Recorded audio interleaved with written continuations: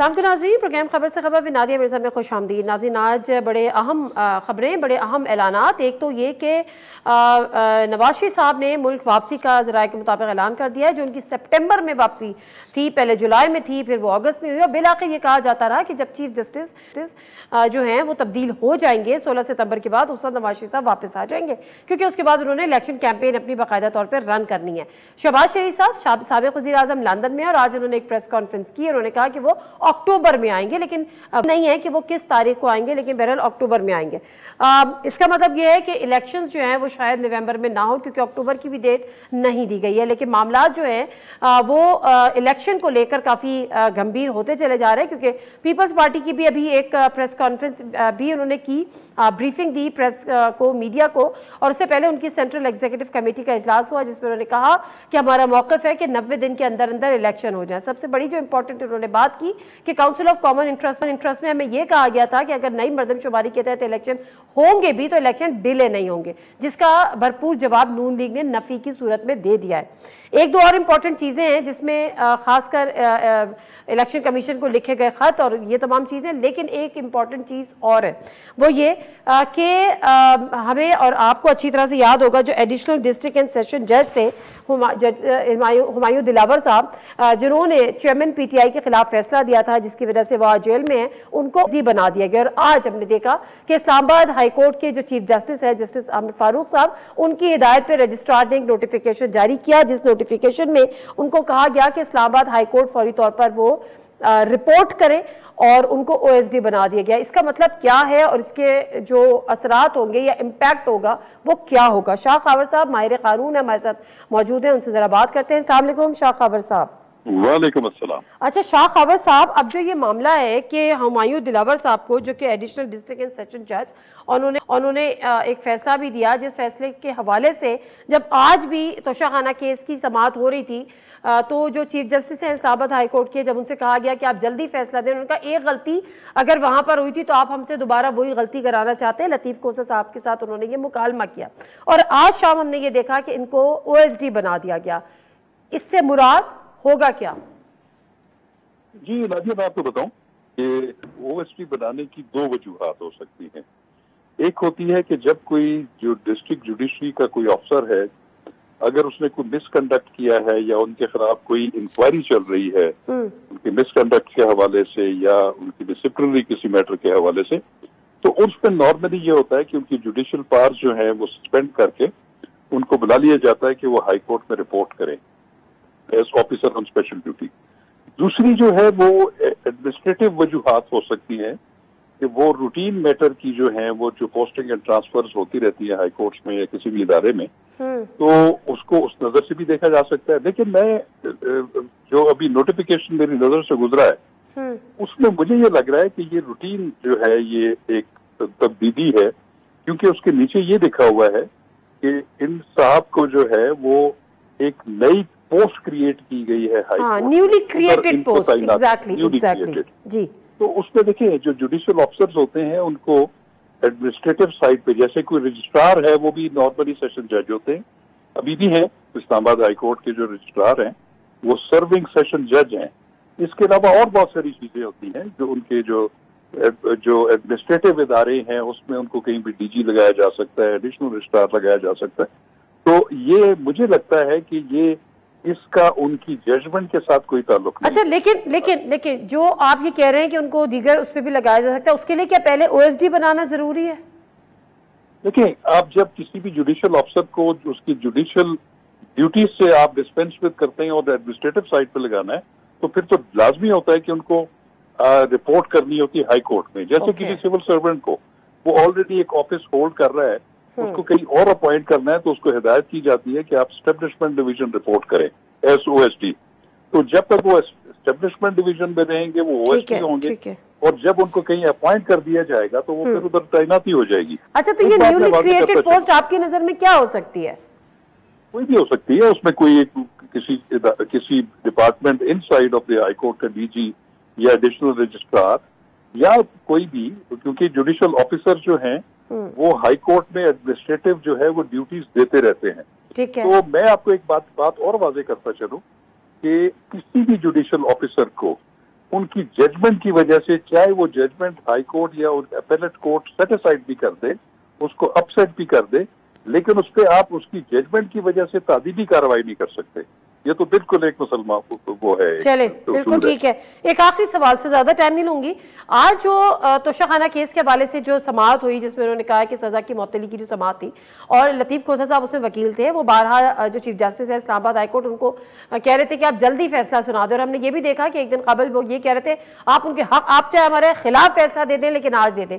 आज भी उन्होंने कहा कि आप इस पर फैसला सुना दें, जल्दी फैसला सुना दें, जिसपे एक रिमार्क सामने आए। उन्होंने कहा अगर एक गलत चीज डिस्ट्रिक्ट सेशन अदालत में हुई है तो आप हमसे भी वो गलत इकदाम चाह रहे हैं। यानी क्या ये रियलाइज, इस रिमार्क्स का मतलब क्या है? क्या ये रियलाइजेशन है कि वहां से गलती हुई है, ये गलत फैसला हुआ है, ये जल्दबाजी में हुआ है? देखिए, क्योंकि हाई कोर्ट के सामने तो ये मैटर मौजूद है, क्योंकि हाई कोर्ट में जो हुमायूं दिलावर साहब एडिशनल सेशन जज हैं, उनका तोशाखाना में सादर करदा जो फैसला है वो तो चैलेंज हुआ है, क्योंकि उन्होंने केस को पढ़ा हुआ है। और अभी उनके सामने जो है वो खान साहब की जो है वो जो सजा है उसकी मुअत्तली और जमानत पे रिहाई की एप्लीकेशन है।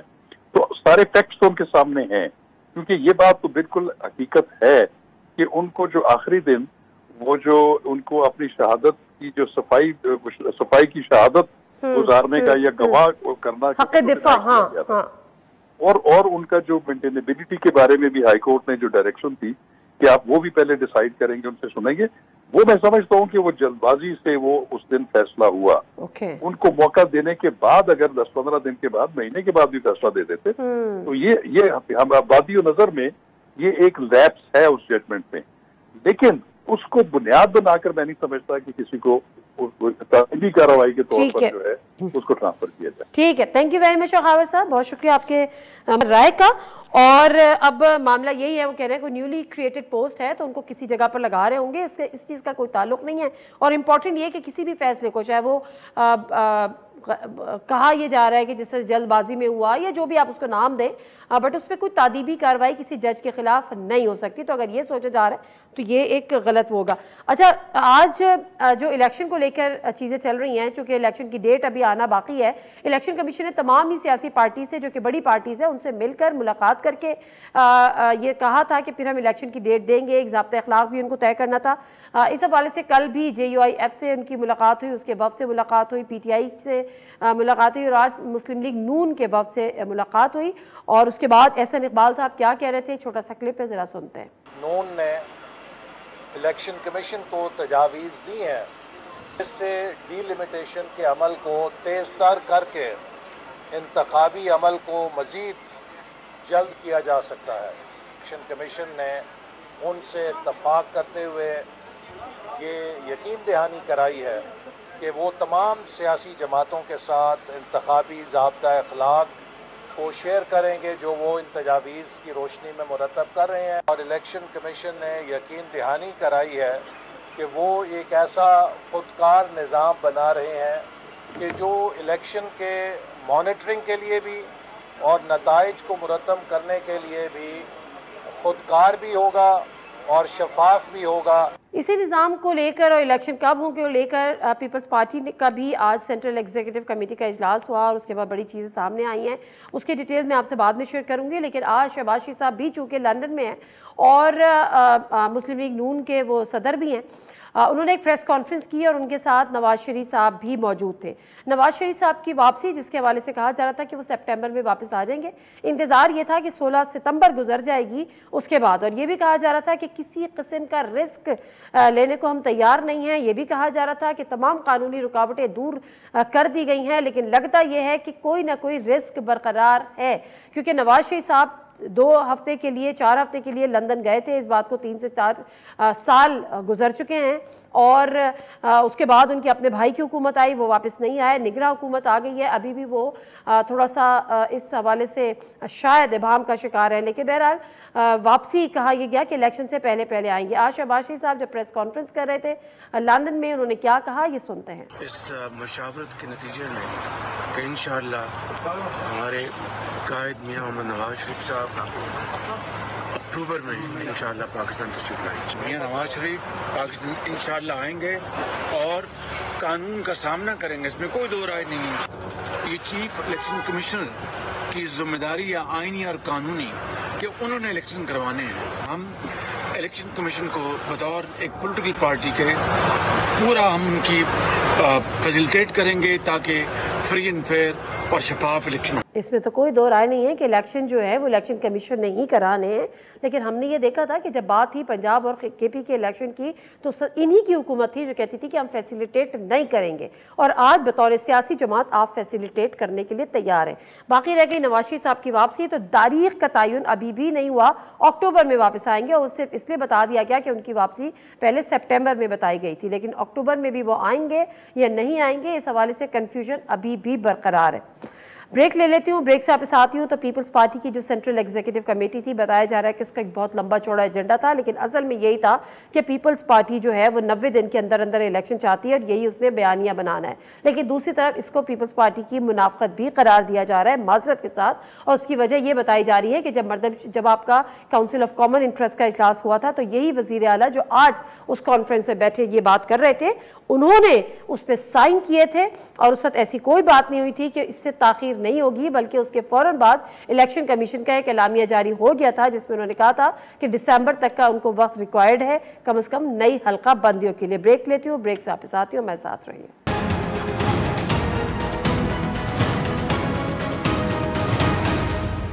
जिन्हें से प्रोग्राम में एक दफ़ा फिर आपको खुशामदीद कहते हो। जिस तरह से मैं बात करी थी कि पीपल्स पार्टी की सेंट्रल एग्जीक्यूटिव कमेटी का आज इजलास हुआ, अच्छा खासा उन्होंने कहा कि हमारा लंबा चौड़ा एजेंडा था, लेकिन जो मोस्ट इंपॉर्टेंट चीज़ थी वो ये थी कि उन्होंने कहा कि हम इस बात पर कायम हैं और हम इसी पे अपनी अगली अपने जद्दोजहद करनी है कि जो 90 दिन के अंदर अंदर इलेक्शंस हो, और बावजूद इसके कि जब काउंसिल ऑफ कॉमन इंटरेस्ट में सीएम सिंह साइन करके निकले और ये बात उस सब भी तय थी कि अगर नई मरदमशुमारी के तहत इलेक्शंस होंगे तो फिर वो 90 दिन के अंदर अंदर नहीं होंगे, और उसके फौरन बाद इलेक्शन कमीशन ने भी इसकी बड़े कैटेगोरिकली वजाहत कर दी थी। लेकिन उसके बावजूद आज जब सेंट्रल एग्जीक्यूटिव कमेटी के बाद जो प्रेस कॉन्फ्रेंस की गई, प्रेस ब्रीफिंग दी गई, उसमें क्या कह रही थी शहरी रहमान साहिबा, ये ज़रा सुन लेते हैं फिर आगे बढ़ते हैं। मुल्क में बहरानी कैफियत होती है अगर ये इलेक्शन 90 दिन से आगे जाता है, क्योंकि आइन बहुत वाज़ेह है, इसमें कोई दो राय नहीं है। हमारे कॉल ऑफ फेल में कोई तजाद नहीं है, ना तब था ना आज है। जो हमें वहाँ कहा गया था वो यही था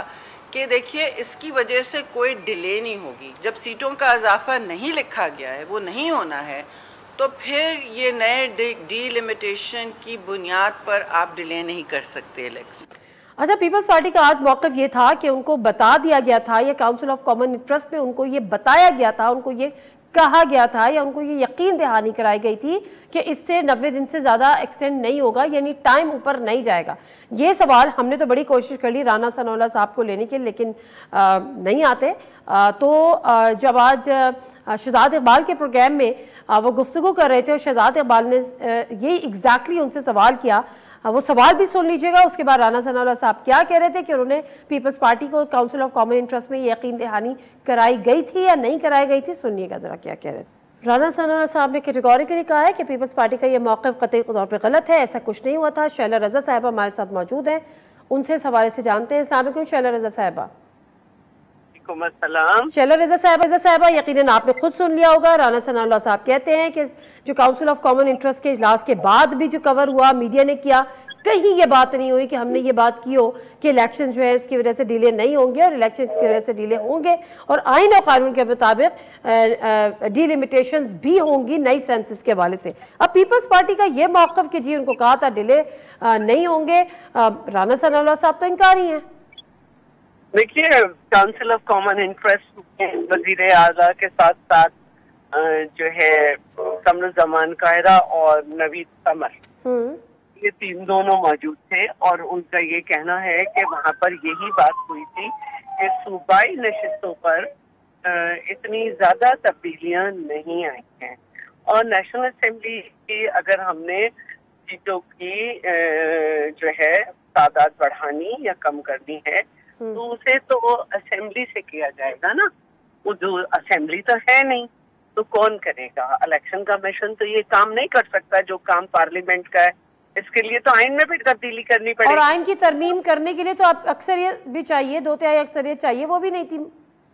तो जब असेंबली ही नहीं है तो कौन करेगा? एक दफा तो सुप्रीम कोर्ट रीराइट कर चुकी, जिसका खमियाजा हमने भुगता, और अब जो है ये तो जो थोड़ी बहुत कमी पेशी है उसको इलेक्शन कमीशन उसको through the identity card adjust किया जा सकता है जो मौजूदा हल्के हैं उन्हीं में, और इसमें कहीं नहीं लिखा कि मर्दमशुमारी के बाद जो है वो आप जरूरी है कि हल्का बंदियां करें। तो ये एक ना समझ में आने वाली बात है कि इलेक्शन कमीशन जो है पिछले अरसों में हमने सुना कि वो कहते थे कि हम हर वक्त तैयार हैं, 2 महीने चाहिए, कि अब वो नए इस तरह से करें।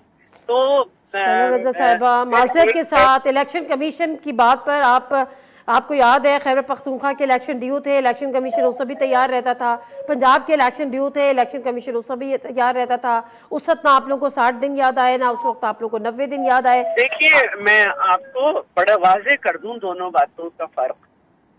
ये जो असेंबलीज डिसॉल्व हुई हैं ये आईनी मुद्दत के हिसाब से डिसॉल्व हुई हैं, और आईनी मुद्दत के हिसाब से मतलब एक मिनट मैं अपनी बात पूरी कर लूं कि ये टेन्योर पूरा हो रहा था, उसमें ये असेंबलीज को इख्तियार है कि वो ऑटोमेटिकली जो ड्यू डेट है उस पर सॉल्व करें हुकूमत, या उससे एक दिन पहले कर लें। अगर ड्यू डेट पे करेंगी तो 60 डेज में कराने होंगे, और अगर एक दिन पहले भी करेंगे तो 90 डेज जो है उसके अंदर कराने होंगे। अब जो आप पंजाब की और केपी की मिसाल दे रही हैं, तो उसके लिए मैं ये अर्ज करना चाहती हूँ कि जो सूबाई असेंबलियां होती हैं और या हमारी नेशनल असेंबली हो, तो वजीर आला और वजीर आजम का इलेक्टोरल कॉलेज जो है वहाँ वो मेंबर्स होते हैं, वो वोट देते हैं। और आखिरी वक्त तक परवेज इलाही ये कह रहे थे कि 99.9% लोग जो है मेंबर्स जो है वो चाहते हैं कि असेंबली ना तोड़ी जाए। वो जो भी आखिरी वक्त तक कहते रहे, लेकिन उनके सिग्नेचर से असेंबली टूटी, समरी भेजी गई, उन्हीं के सिग्नेचर से भेजी गई। मैं इस बहस में पढ़ती नहीं, पुरानी बात हो गई। मेरा पॉइंट ये है, मेरा पॉइंट मेरी एक बात सुनने, उन पे दबाव था और उन्होंने कहा चले दबाव होगा, लेकिन कर लिया ना। चौधरी के पकड़े जाने पे उन्होंने कहा इस मोटे नु पहले फड़ लिया जाए, कुछ भी कर ले, मगर दबाव था, गुस्सा था, परेशानी थी, नाराजगी थी, मजबूरी थी, मगर साइन उन्होंने कर दिए थे। अब इस बहस से आगे बढ़ जाते हैं। सिर्फ कहने का मकसद ये है कि एक प्रेसिडेंट सेट हो गया। आप मुझे उसकी मिसाल देंगी तो मैं ये कहूंगी कि उस वक्त भी 90 दिन से पंजाब के लिए आ रहे थे, केपी पे खामोशी थी 90 दिन पे। अच्छा चलिए, अभी राना सनाउल्लाह साहब कहते हैं कि काउंसिल ऑफ कॉमन इंटरेस्ट में ऐसी कोई यकीन दहानी हमने नहीं कराई थी, ना ही ऐसा कुछ रिपोर्ट हुआ था। नहीं, ऐसा कुछ रिपोर्ट भी नहीं हुआ ना। वो कह रहे हैं अगर ऐसे ही था तो कम से कम काउंसिल ऑफ कॉमन इंटरेस्ट का जो इजलास हुआ था उसके बाहर आके ये बात सीएम से कर देते। मीडिया को कोई ऐसी बात नहीं बताई गई। इलेक्शन कमीशन ने बाकायदा तौर पर जारी कर दिया कि हमें दिसंबर तक नई हल्का बंदियां। आज आप लोगों को याद आया? देखिए, जो बात होती है उसमें उसकी सिक्रेसी रखनी होती है, और बहुत सारी दफा बहुत मामलात ऐसे हुए, चाहे पानी के मामलात हो या हमारे फेडरल ट्रांसफर्स के बाद, कि सीएम साहब कहते थे कि मैं आपको वहाँ की बातें बता नहीं सकता, लेकिन मैंने वहाँ पे ये बात की है, मैं आपको लेटर दिखा नहीं सकता, क्योंकि आईनी तौर पर वहाँ की बात को मिनट्स में ही आना होता है। तो उसमें अगर पार्टी क्यों सामने आ गई वहाँ की आईनी बात? अगर पार्टीज ये डिसाइड कर रही हैं कि सेंसस सही हुए हैं, तो उसमें इलेक्शन का तो कोई मसला ही नहीं था। कि एक नई बात सामने आई है कि अच्छे खासे इलेक्शन जो होने चाहिए थे, हम तो 60 दिन चाह रहे थे, लेकिन नून लीग की वजह से हमने एक दिन पहले डिसॉल्व करके 90 दिन किए, क्योंकि वो 90 दिन पे राजी नहीं थे, वरना हम तो 60 दिन चाह रहे थे। वो 90 दिन, अच्छा एक सेकेंड शरा साहब, वो 90 दिन क्यों चाह रहे थे? ये उनका अपना मसला है कि वो समझते हैं कि शायद मियां साहब को आना है या कुछ है, लेकिन हम तो 60 दिन चाह रहे थे। अच्छा चलें, अब मसला ये है कि अब आपके हाथ से तो जाहिर सी होता है गेम निकल गया ना, मतलब गेंद अब बॉल जो है वो इलेक्शन कमीशन के कोर्ट में है। अब इलेक्शन कमीशन ने ही इलेक्शन कराने हैं, नई हल्का बंदियाँ भी उन्होंने कह दिया है, उसके लिए उनको दिसंबर तक का टाइम चाहिए, और अगर जल्दी भी कराएंगे तो फरवरी कम से कम चला जाएगा। कुछ लोग मई की भी प्रेडिक्शन कर रहे हैं, कुछ लोग तो इससे भी आगे जा रहे हैं। अब अगर 90 दिन में इलेक्शन नहीं होते तो पीपल्स पार्टी का क्या लाएअमल होगा? देखिए, मैं खुद CEC की मेंबर नहीं हूँ, लेकिन तो मैंने बात सुनी है उसमें यही है कि सबसे पहले मरहले में इलेक्शन कमीशन से बात की जाएगी और उसके बाद हर तैयार किया जाएगा जिसमें हम समझें कि 90 दिन के अंदर होने चाहिए। ठीक है। जो भी दरवाजा खटखटाना पड़ा हम करेंगे। ठीक है, बहुत शुक्रिया शोला रज़ा साहिबा आपके टाइम का। एक और ब्रेक हमारे साथ रहिए।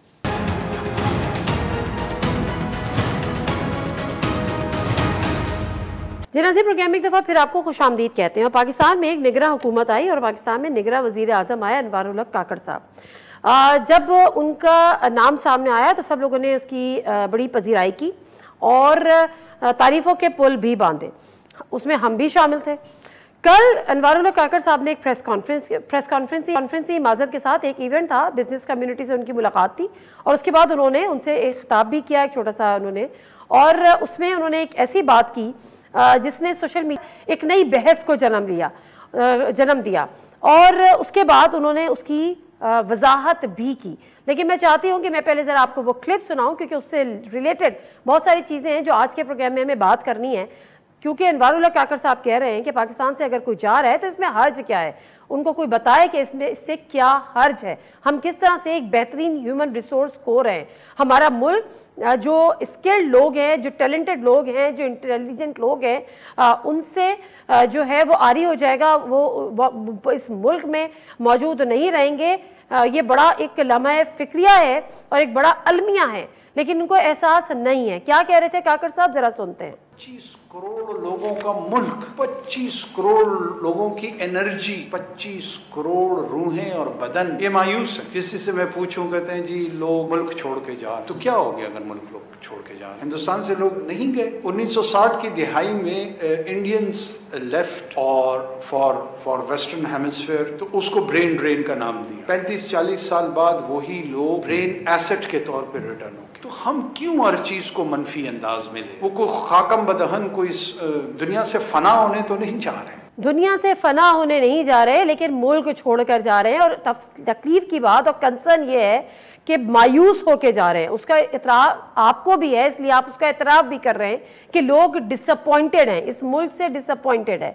पाकिस्तान में 64% यूथ है और वो यूथ मुल्क छोड़कर जा रही है। वही यूथ जिस पे पाकिस्तान का मुस्तकबिल डिपेंड करता है, वही यूथ जिसको पाकिस्तान ने चलाना है, जिसके कांधों पे पाकिस्तान को चलाने की जिम्मेदारी है। लेकिन जो मोस्ट इंटेलेक्चुअल लोग हैं, जो हमारे प्रोफेशनल्स हैं, वो मुल्क छोड़ के जा रहे हैं। पीछे कौन रह गया?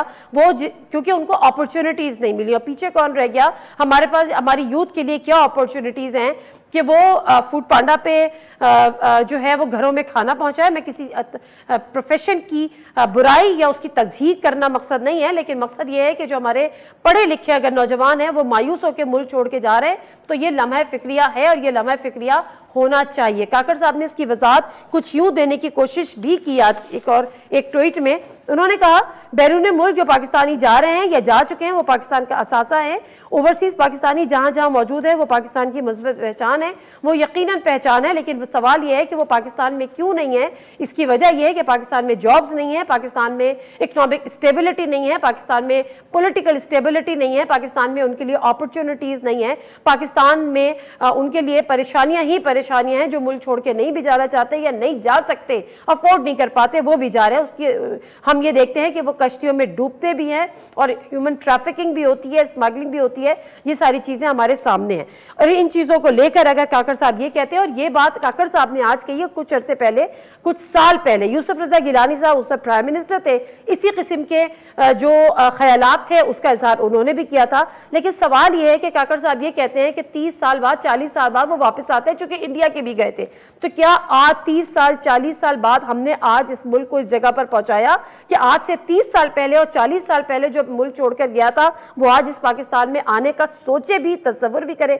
यूसुफ रजा गिलानी साहब क्या कहते हुए पाए गए थे वो भी सुन लीजिएगा। ये मुल्क के वजीर आजम अपनी ही आवाम के लिए कह रहे थे, जब उनसे एक गैर मुल्की साफी ये कह रही थी कि मुल्क छोड़ के जाना चाह रहे हैं, वो कहते why don't they leave them, who is stopping them. ये अगर हालात हमारे एलीट के होंगे, हमारे हुक्मरानों के होंगे तो फिर अल्लाह ही हाफिज है। और बात जब ये हो रही है कि ऐसा क्यों हो रहा है, तो महंगाई है, इन्फ्लेशन है, और उसके साथ साथ जो आपके पास कोई फैसिलिटीज़ नहीं है, आपकी जो राइट्स हैं, आपके जो फंडामेंटल राइट्स हैं वो यहाँ पर मेक श्योर नहीं किए जाते, आपके ह्यूमन राइट्स को मेक श्योर नहीं किया जाता, फ्रीडम ऑफ एक्सप्रेशंस को नहीं किया जाता। और उसके साथ साथ सोने पे सुहागा जो बिजली के बिल आए हैं वो लोगों को खुदकुशियों पे मजबूर कर रहे हैं। पूरे पाकिस्तान में उसको लेकर मुजाहरे हो रहे हैं। लोग अपनी कमाई का 50 से 75% हिस्सा अपने बच्चों की तालीम पे सर्व करते थे। ये हमारे मुल्क की कहानी है।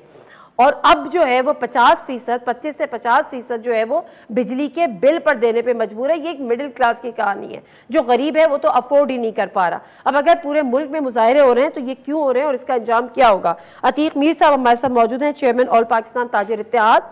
ताहिर वसीम रिपोर्टर हैं डॉन न्यूज़ के रावलपिंडी से, हमारे साथ ज्वाइन करेंगे। अब्दुल हकीम मोहम्मद जो है रिपोर्टर हमारे डॉन न्यूज़ के पेशावर से हमें ज्वाइन करेंगे। अतीक मीर साहब की तरफ पहले आती हूँ। अतीक मीर साहब, एक तो महंगाई, मेरी आपसे जब भी बात हुई है ताजिरों के मसाइल, आम दुकानदारों के मसाइल, आम आवाम के मसाइल, उस पर महंगाई, और अब ये बिजली का बिल। मुझे बताइएगा कि अपनी अर्निंग का कितना % लोग बिजली के बिल में देने पे मजबूर हैं और आम आवाम या आम लोग अब किस हालत में जिंदगी गुजारने पर मजबूर किए जा रहे हैं? देखिए, ऐसा कभी हमने माजी में नहीं देखा। बिजली के बिल कभी भी पाकिस्तान में बिजली सस्ती नहीं रही, लेकिन परेशान होते थे, लोगों के फिक्रमंद होते थे कि बिल ज्यादा है। अब हिजानी कैफियत तारीफ हो जाती है, हजियानी कैफियत उनके चेहरों पे देखी जा सकती है। मैंने रोते हुए देखा। देखिए, आप कई बहुत सारी खबरें जिसमें हार्ट अटैक हो गया, लोगों ने महंगाई की आदत खुदकुशी कर ली। यानी ये सूरत हाल एक ऐसी तूफानी अजाबनाक है कि जिसकी कोई इंतहा नहीं है। यूँ समझे कि बिजली के बिलों ने बिजली के इदारों से इतनी नफरत पैदा कर दी है, इतना लोग उनके खिलाफ जज्बाती हो गए हैं कि अब देखिए 2-3 वाक़यात कराची में ऐसे हुए कि जब के इलेक्ट्रिक के लोग किसी भी काम से वहाँ आए हैं, जैसे कि बिजली काटने, किसी का मीटर बंद करने, तो लोग तशद्दुद पे आमादा थे। तो ये तशद्दुद पर उस वक्त लोग आते हैं कि जब वो उनकी सोच के दरवाजे बंद हो जाते हैं, फिर उसके बाद उन्हें अपने चारों तरफ अंधेरा नजर आता है। मैं समझता हूँ कुछ दिनों में पूरे मुल्क में ये IPPs के खिलाफ लोग इस हद तक भड़क जाएंगे कि शायद इन इदारों को काम करने का मौका नहीं मिलेगा, ये काम कर नहीं सकेंगे, पब्लिक में जा नहीं सकेंगे। अभी देखें, बहुत प्रेशर हम पर भी है कि बिलों की अदायगी रोकने का ऐलान करें, इनके फुड्डा लगाएं, इनकी मतलब किसी भी तरह से लोगों को ऐसा इस तरह की कोई ऐसा कोई एहतजाज हो जिसमें इदारे को जज किया जा सके। यानी कभी हमने, नादिया आप जानती है कि एक ज़माने से हम बहुत सारे एहतजाज किए, बहुत सारे आपके साथ हमारे बहुत प्रोग्राम हैं, लेकिन यकीन कीजिए इस वक्त जो मैं आपके सामने बैठा हूँ तो तशद्दुद पर मैंने आमादा लोगों को इससे पहले इस हद तक नहीं देखा। लोग मरने और मारने पर आ गए। लोग कहते हैं बस बिजली के, बिल्कुल सही कह रहे हैं, बिल्कुल सही कह रहे हैं। मैं वापस आती हूँ अतीम मिर्जा, मैं वापस आती हूँ मैं, क्योंकि अब इससे जो है वो मुल्क गिर एहतजाज हो रहा है, तमाम पूरे मुल्क में एहतजाज हो रहा है, इवन आज़ाद कश्मीर में एहतजाज हो रहा है। बिजली के बिल अगर आप 50 रुपये, 60 रुपये, 70 रुपये पर यूनिट चार्ज करेंगे तो गरीब आदमी छोड़ दे, मैं तो कहती हूँ गरीब आदमी तो वैसे ही मरा हुआ है, एक जो मिडिल क्लास है वो नहीं पे कर पा रहा, तो आप गरीब आदमी का सोचें। मैं कभी क्लिप देख रही थी जिसमें वो रिक्शा ड्राइवर था, वो कह रहा था मैं 500 रुपये दिहाड़ी या कोई और जॉब था, शायद मैं मिक्स कर रही हूँ, बट 500 रुपये डेली वेजेस का वो मजदूर था और उसका 12,000 रुपए का बिल आ गया था। वो कह रहा था मैं खुदकुशी नहीं करूं तो क्या करूं। ऐसे वाकयात से भरा हुआ है। अभी मेरे साथ पेशावर से हकीम मोहम्मद साहब हैं, अब्दुल हकीम मोहम्मद हमारे रिपोर्टर हैं, उनसे ज़रा जानती हूँ कि इस KP में क्या सूरत हाल रही बिलों के खिलाफ एहतजाज के लिए। जी हकीम साहब बताएगा कि किस किस जगह पे एहतजाज हुआ और लोगों का मुतालबा क्या था, लोग एहतजाज क्या कर रहे थे। अच्छा जी, बिल्कुल मुल्क के दूसरे शहरों की तरह पेशावर में भी ये एहतजाजी सिलसिला आज जारी रहा और अगले दिन भी ये एहतजाज जारी रहेंगे, क्योंकि इस दफा कोई सियासी लीडर एहतजाजी काल नहीं दे रहे। अवाम अपनी मदद आपके तहत खुद एहतजाज करने पर मजबूर हो रहे हैं। पेशावर के शहरी इलाकों करीमपुरा में, मुस्लिम शाइन टाउन में, यूनिवर्सिटी रोड पे, मर्दान, चारसद्दा, गुआट, नौशेरा, तमाम जितने भी खैबर पख्तूनख्वा के अजला हैं मौजूदा बिजली की बिलों के खिलाफ। अच्छा, एवरेज बिल क्या आ रहा है जिसपे लोग, मतलब कितने से कितना उनका एवरेज बिल बढ़ गया है जिसपे लोग जो है वो एहतजाज करने पे मजबूर हो? जिन लोगों से हमारी बात हुई है, जैसे कि आपने भी जिक्र किया, एक रिक्शा ड्राइवर जो एक रिक्शा ड्राइवर है, वो हार्डली उसकी जो दिहाड़ी है वो 500 से लेकर 1000 रुपए तक है, या एक नंदाई है, या एक लुहार है। ये सारी जो बातें हैं, मैं उनसे हमारी बात हुई है, उनसे हमने पूछा है, तो उनसे उनका जो बिल है वो 12,000 रुपए से कम नहीं है। तो किसी का भी 12,000 से कम नहीं है। 20,000, 25,000, 30,000, 40,000 तक एक मजदूर कार का 40,000, 42,000 रुपए तक का भी बिल आया है। अब हो क्या रहा है, एक तो एहतजाजन लोगों ने बिलें जलाए हैं, जिसकी वीडियो भी हमने बनाई है, रिपोर्ट्स भी इसमें बनी हुई है, और बड़े गुस्से में थे, सरापा एहतजाज। मतलब वो बिल पे करने के लिए तैयार नहीं है, बिल जमा कराने बिल्कुल किसी भी सूरत नहीं है, किसी भी सूरत नहीं है। एक तरफ अगर ये एहतजाज करे, दूसरी जानिब सोशल मीडिया पर भी खैबर पख्तूनख्वा और पेशावर बिलखुसूस जो प्लेटफॉर्म है, मुख्तलिफ इदारे हैं, मुख्तलिफ जो ग्रुप्स हैं, उसमें भी शदीद एहतजाज किया जा रहा है। अच्छा, मजे की बात मैं आपको दूसरा बता दूं, उन जो शहरी है उनका ये कहना है कि जो बिल मीटर रीडर है वो जो बम बिजली की कीमत की गिराई है वो तो हुकूमत ने ही गिराई है, लेकिन जो वापडा के एहलकार है वो जो चालाकियां करते हैं उनका जिक्र किया, और वो सुन के आप हैरान हो जाएंगी कि जो मीटर रीडर है उसको 1 महीने के बाद आना होता है मीटर की रीडिंग लेने। मिसाल के तौर पर यकम को आता है, तो यकम की बजाय 10 तारीख को आता है। ये 40 दिन का बाद बिल आ जाता है। अगर किसी का 100 या 150 यूनिट आता है तो फिर 200 यूनिट आता है, और आपको पता है कि 100 यूनिट का अलग रेट है, 200 का अलग है, 300 का अलग है। तो एक शख्स हमें ये कह रहा था कि मेरा बिल 4000 आता है, 150 यूनिट में खर्च करता हूँ। अब मेरा बिल 45 दिन बाद मीटर रीडर साहब आए हैं, उन्होंने रीडिंग लेके मेरा बिल थमा दिया मेरे हाथ में। तो अब 1.5 महीने का जो है उन्होंने 250 यूनिट है वो खर्च हुए, तो उसका बिल ऑटोमेटिकली 14,500 तक पहुंच गया है। चले एक सेकंड ताहिर वसीम, एक सेकंड अब्दुल हकीम, ताहिर वसीम हमारे साथ हैं रावलपिंडी से। रावलपिंडी में क्या सूरत हाल रही, लोगों के एवरेज बिल क्या आ रहे हैं, लोगों की डिमांड क्या है, जो एहतजाज कर रहे हैं उनका मुतालबा क्या है? ताहिर वसीम। नादिया, देखिए ये जो बिजली के बिलों पे बेजा टैक्सेस लगाए गए, सवाल से गुज़िश्ता 4 दिनों से रावलपिंडी के मुख्तलिफ इलाकों में एहतजाजी मुजाहरे जारी हैं। आज जो मुजाहरे हुए हैं वो कचहरी चौक में हुआ, और रावलपिंडी प्रेस क्लब के बाहर एक वाक़ की, और लियाकत बाग में ये तमाम जो शहरी थे इकट्ठे हुए। यहाँ पे सितम ज़रीफ़ी ये कि बिजली के बिलों में बेजा टैक्सेस तो लगाए गए, साथ साथ वासा ने भी बिजली के बिल बढ़ा दिए कि एक घर का जो बिल 300 आता था वो वासा की जानिब से अब 3 से 3,500 रुपया बिल भेजा जा रहा है। इसके अलावा जो एक आम शहरी है जिसका बिजली का बिल अगर 3,000 रुपया आता था, तो इस दफा उसके बिल 12,000 रुपये आए। अब यहाँ पे सिर्फ एक जमात इस्लामी ने आवाज बुलंद की और किसी सियासी जमात ने आवाज बुलंद नहीं की। जो मुजाहिरीन थे उन्होंने ये ऐलान कर दिया आज कि अगर बिजली के बिलों में बेजा टैक्सेस वापिस ना लिए गए तो इस हवाले से सिविल नाफरमानी की तहरीक शुरू करेंगे। मोहतमिम और जो मसाजिद के इमाम है, खतीब, उनको साथ मिलाया जाएगा, मसाजिद में ऐलानात करवाए जाएंगे और एक बाकायदा तहरीक शुरू की। इसके साथ उनका ये भी मुतालबा था कि जो ISO के मुलाजिम है जिनको फ्री यूनिट्स दी जाती हैं वो यूनिट्स भी बंद किए जाएं।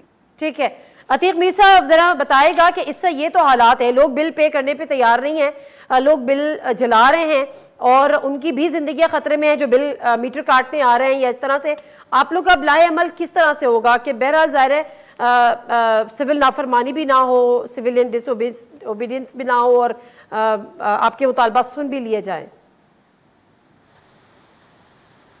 देखिए, बिलों का जलाना एक आम सी बात है, बिलों की अदायगी का रोक देना इस तरफ भी ताजिर जा रहे हैं। इदारों अमले के खिलाफ सामने खड़ा होना, मार्केटों में उनको नो एरिया बना देना, ये भी सिलसिला शुरू हो गया। अब मैं ये समझता हूँ कि अब सिविल नाफरमानी बाकायदा तौर पर कराची ही नहीं मुल्क की सतह पे शुरू हो चुकी है। उसकी वजह के बिल का ज्यादा होना, मैंने जिस तरह के अर्ज किया वो तो एक अलग बात है। अब अदायगी की एक लिमिट है, हर आदमी की सकत है, वो सकत 90% से ज्यादा लोगों की बिल अदा करने की सकत खत्म हो गई। जब सकत खत्म हो गई, बिल्कुल सही है, बिल्कुल सही। अब मैं समझता हूँ कि नेक्स्ट वीक से कराची में आप सिर्फ 2 चीजें देखेंगे कि इलेक्ट्रिसिटी इदारों के ठीक है जगह जगह एहतजाजों का एक वसी। बहुत शुक्रिया अतीक मीर साहब, बहुत शुक्रिया अतीक मीर साहब। ये है ऐसा सूरत हाल, ये ऐसा सूरत हाल। हमें ये नहीं भूलना कि जो पीडीएम की हुकूमत आई थी, जो आके चली भी गई पट्ठा बिठा के मुल्क का, वो ये कहकर आई थी कि हमने महंगाई को ख़त्म करना है, महंगाई मुकाओ मार्च। हमेशा जब भी कोई हुकूमत आती है और जब भी कोई सियासी जमात को अपना जो है वो अपना इस किस्म की कैंपेन रन करनी होती है या अपना सियासी कद बढ़ाना होता है, तो वो आवाम की कंधों पे बंदूक रखती है और बंदूक रखती है महंगाई की, कि जी महंगाई बहुत है, हम इसलिए एहतजाज कर रहे हैं। लेकिन आने के बाद जो कुछ उन्होंने किया, मुख्तसर सा जायज़ा है जो मैं आपके सामने पेश कर देती हूँ। 13 जमाती इत्तेहाद 16 महीने महंगाई ख़त्म करने के नारे पर इक़्तिदार में आई और महंगाई की बदतरीन जो महंगाई है वो छोड़ कर महंगाई 13% से बढ़कर 28% हो गई इन 16 माह में। डॉलर 182 से बढ़कर 279 पर पहुंच गया। पेट्रोल 149 रुपए लीटर से लेकर 293 लीटर पर पहुंच गया। डीजल 151 रुपए लीटर से बढ़कर 280 रुपए लीटर हो गया। बिजली की फी यूनिट औसत कीमत 19 रुपए से बढ़कर 60 रुपए पर यूनिट चली गई।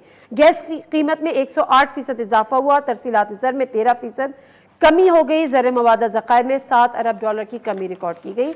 ये तो हम रो रहे हैं पिछले 16 माह को। अभी जो निगरान हुकूमत है उसको आए हुए मेरे ख्याल हार्डली 15 दिन हुए हैं, और अगर हम देखें तो ये इनके 10 दिन हुए हैं। 10 दिन की जो उनकी कारकर्दगी है, जिससे हमें बड़ी उम्मीदें वाबस्ता थी कि जी टेक्नोक्रेट की गवर्नमेंट आ गई है, प्रोफेशनल की गवर्नमेंट आ गई है, शायद कुछ दादरसी हो। उन्होंने डॉलर 289 से बढ़ाकर 301 उनके दौर में हो गया। पेट्रोल की कीमत 272 से बढ़ाकर 290 कर दी, बल्कि 293 के करीब है। निगरान हुकूमत के 15 रोज़ के दौरान बिजली की कीमत में 5 रुपये फी यूनिट का इजाफा हो गया और महंगाई की शरह 2% इजाफे से 30% तक पहुंच गई। अभी तो ये शुरुआत है, आगे आगे देखिए होता है क्या। ब्रेक ले लेते हैं, ब्रेक से वापस आते हैं, हमारे साथ रहिए।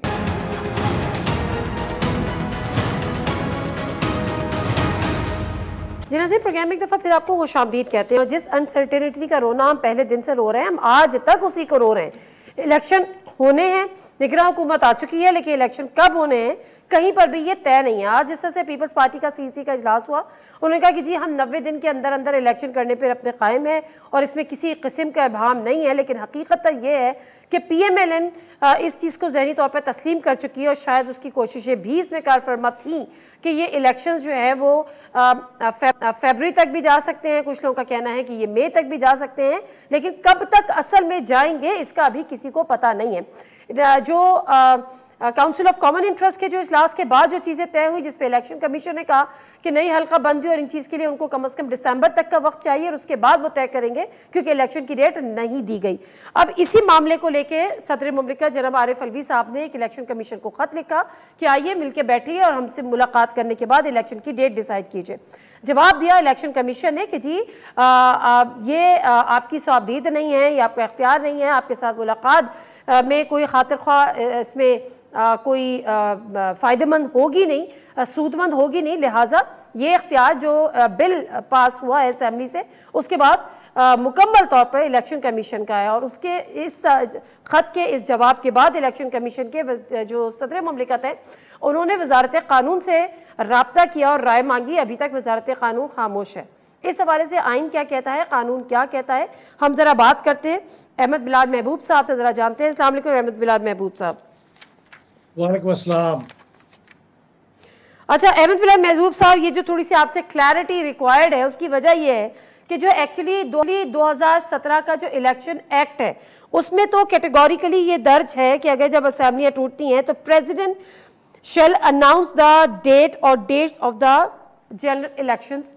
लेकिन उसके बाद जो ये असेंबली जाने से कबल एक लेजिस्लेशन करती है, एक बिल लेकर आती है और उस बिल में ये डिसाइड करती है कि सब्जेक्ट टू द कॉन्स्टिट्यूशन, जो कॉन्स्टिट्यूशन में दर्ज है आईनी तरीक़ेकार के प्रेसिडेंट डेट देगा, वो लिखते हैं कि subject to the constitution the commission shall by notification the official gazette announce of the date और dates as the case may be of the general election. अब ज़रा मुझे समझाइएगा कि मामला किधर है? अगर ये बात है तो सदर ममलिकत ने ख़त क्यों लिखा, और अगर इबाम है क्योंकि आइन सुप्रीम है तो फिर इलेक्शन कमीशन ने ये टका से जवाब क्यों दिया? बहुत शुक्रिया। देखिए, ये जो आइन के अंदर मुख्तलिफ आर्टिकल्स हैं उनकी फिर तशरीह करते हैं लोग, एक से ज़्यादा तशरीह मुमकिन होती है चंद चीज़ों के अंदर। अब इसमें मामला यह है कि सदर ममलिकत ने जिस आर्टिकल का जिक्र करके कहा है कि मैं इसकी डेट दूंगा और चीफ इलेक्शन कमिश्नर को कहा कि मेरे पास आ जाए, वो आर्टिकल 48 का सब आर्टिकल 5 है और उसमें यही लिखा हुआ है कि जब सदर ममलिकत असम्बली को डिज़ोल्व करें तो फिर वो नए इंतखाबात की तारीख देंगे। अब इलेक्शन कमीशन ने उनको तवज्जो दिलाई है कि आपने ये असम्बली डिज़ोल्व नहीं की है, ये असम्बली तो वज़ीर आज़म की एडवाइस पे डिज़ोल्व हुई है। आपकी अगर डिसोल्यूशन का मामला तो आर्टिकल 58(2) के अंदर दर्ज है और उसमें एक ही मौका है जब सदर ममलिकत अपनी सवाबदीद में असम्बली को डिज़ोल्व कर सकते हैं, और वो तब होता है जब किसी असम्बली के अंदर एक वज़ीर आज़म के ख़िलाफ़ तहरीक एतमाद हो जाए और नए वज़ीर आज़म के इंतखाब हो ना पा रहा हो क्योंकि किसी को भी मेजॉरिटी ना मिल रही हो। तो आर्टिकल 58(2) में कहा गया कि ऐसी सूरत में सदर को इख्तियार है कि वो असम्बली को डिज़ोल्व कर दे अपनी डिस्क्रिशन में। तो अगर वो उस आर्टिकल के तहत डिज़ोल्व करते तो फिर सदर को इख्तियार था कि वो डेट मुकर्रर करते। ये तो डिसोल्यूशन हुई वज़ीर आज़म के एडवाइस पे है, तो इसलिए ये सदर की डिसोल्यूशन नहीं मानी जा सकती, इसलिए सदर का इख्तियार नहीं है। तो इसका मतलब ये हुआ अगर आइन के अंदर ये लिखा होता और ये क्लियर होता कि सदर का इख्तियार है तो फिर कानून के अंदर तब्दीली उसको मुतासर न करती। लेकिन अब आइन के अंदर चूंकि ये कह दिया गया कि सदर ने तो डिज़ोल्व की नहीं। दूसरी बात जो मैं अर्ज़ करना चाहता हूँ वो ये है कि अगर फ़र्ज़ करें ये सदर के पास ये इख्तियार हो भी कि उन्होंने डेट मुकर्रर करनी है, तो इस आर्टिकल के तहत आर्टिकल 48(5) के तहत वो फिर भी वज़ीर आज़म के एडवाइस के पाबंद होते कि उनको वज़ीर आज़म ये एडवाइस देते कि आप ये डेट दीजिए तो फिर वो देते, क्योंकि ये उनकी डिस्क्रिशन नहीं है। आर्टिकल 58(2) तो उनकी डिस्क्रिशन है, 48 उनकी डिस्क्रिशन नहीं है, मतलब वो पाबंद होते वज़ीर आज़म के एडवाइस के। अच्छा, लेकिन एक बात सुने, ये जो 58(2) आप कह रहे हैं तो ये तो पहले सरेंडर नहीं हो चुकी? 2018 के इलेक्शन, 2008 के इलेक्शन के बाद 58(2) भी सदर ने ख़त्म कर दी थी, तो अब ये राइट तो सदर के पास ऑलरेडी नहीं है कि वो किसी असेंबली को तोड़ सके। और दूसरी बात ये कि डेफिनेटली असेंबली टूटी है और वज़ीर आज़म की एडवाइस पे टूटी है, लेकिन जो समरी पे साइन किए हैं ऑटोमेटिकली तहलील नहीं हुई है। समरी पे जो साइन किए हैं वो तो प्रेसिडेंट ने किए हैं। आपको याद है कि पंजाब का जो मामला था जिसमें गवर्नर ने कहा था मैं साइन नहीं करूंगा, तो वो तो ऑटोमेटिकली हुई थी, लेकिन केपी को जब चूंकि गवर्नर ने किया था तो फिर सदर ने उस वक्त भी डेट दी थी। ये दुरुस्त है। देखिए, जो पहली बात है ना 58(2) वाली, एक ज़माना था कि वहाँ आर्टिकल 58(2)A और 2B होते थे। वो आर्टिकल जो 18वीं तरमीम थी उसके बाद वो 2B ख़त्म हो गया। 2B में ये होता था कि सदर जब चाहे अपनी डिस्क्रिशन में असम्बली को बर्खास्त कर दे, जब चाहे। उसके लिए कोई, जब उसके ख्याल में असम्बली कॉन्स्टिट्यूशन के मुताबिक ना चल रही हो और करप्शन हो रही हो वगैरह वगैरह, तो खत्म हो गया। और ये राइट एक्सरसाइज भी हुआ है। हाँ, ये राइट एक्सरसाइज भी हुआ है।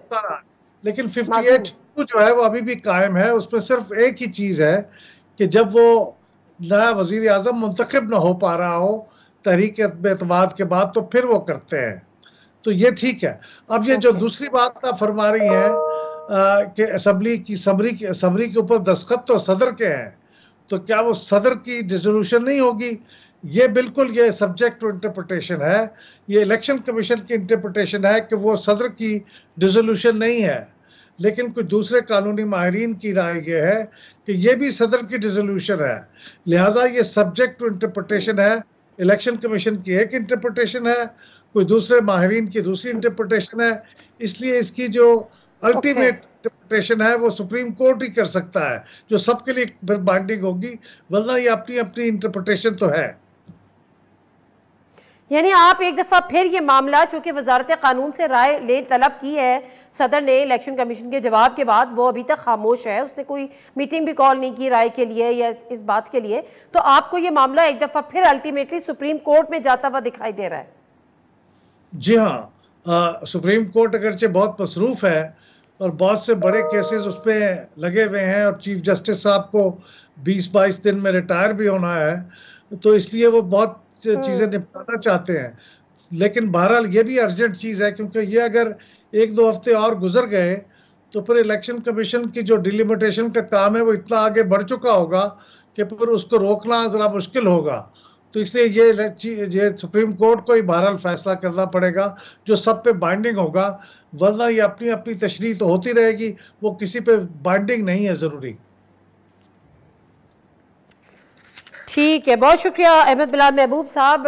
बड़ी कैटेगोरिकली हमें बताया गया कि चूंकि मामला जो है एक दफ़ा फिर इंटरप्रिटेशन पर आके ख़त्म हुआ है, यानी हर एक की अपनी अपनी इंटरप्रिटेशन है कि आइन सुप्रीम है और आइन में यह है कि अगर सदर मुमलिकत जो है वो असेंबली डिसॉल्व करते हैं तो फिर सदर भी ही असेंबली नए इलेक्शन की डेट भी देंगे।